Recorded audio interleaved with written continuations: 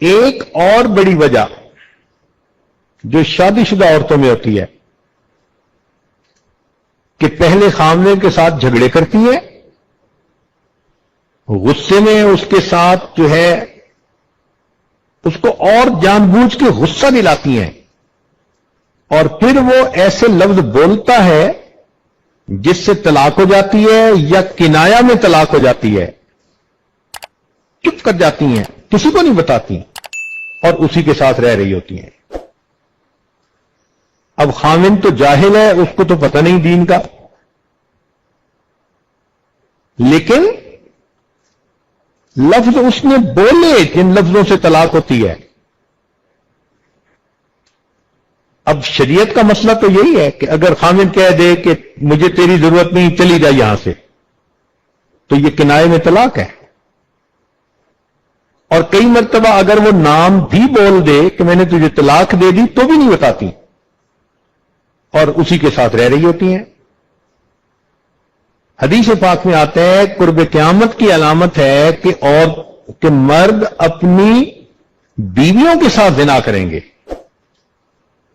تو یہ بات سمجھ میں نہیں آتی تھی کہ بیوی سے زنا کیسے، اب سمجھ میں آئی کہ طلاق واقع ہو چکی لیکن میاں بیوی راضی تو کیا کرے گا قاضی۔ چنانچہ ایک ملک میں مجھ سے مسئلہ پوچھا گیا،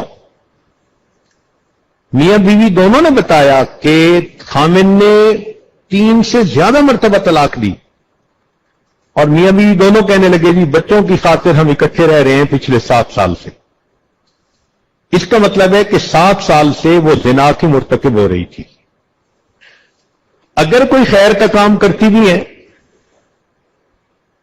تو اللہ کی رضا کی نیت کم ہوتی ہے، اکثر نیت یہ ہوتی ہے لوگ کیا کہیں گے۔ اب گناہ سے اس لیے بچنا، لوگ کیا کہیں گے تو بچنے کا ثواب نہیں، نیکی اس لیے کرنا کہ جی لوگ کیا کہیں گے، نہ کرتی تو نیکی کا ثواب نہیں۔ تو بیچاریاں عمل بھی جو کرتی ہیں وہ اس نیت کی وجہ سے ان عملوں کے ثواب سے محروم ہو جاتی ہیں۔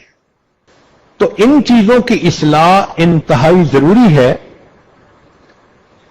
کہ اپنی کی ہوئی نیکیوں کو بیچاری ضائع کر بیٹھتی ہیں اور اس وجہ سے پھر یہ جہنم کا جانے کا اپنا راستہ ہموار کر لیتی ہیں۔ تو نبی علیہ الصلوۃ والسلام کا یہ فرمان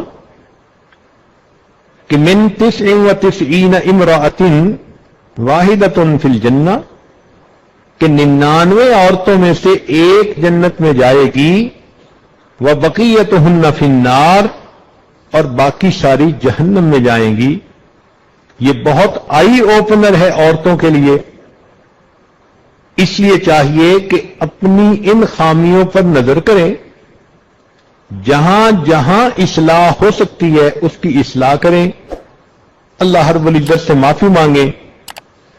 اللہ رب العزت بڑے کریم ہے، بندہ اپنی زندگی میں جب بھی کسی بات کا احساس کر لے اور اللہ کے دروازے پر آ کر معافی مانگے، رب کریم اس کے گناہوں کو معاف فرما دیتے ہیں۔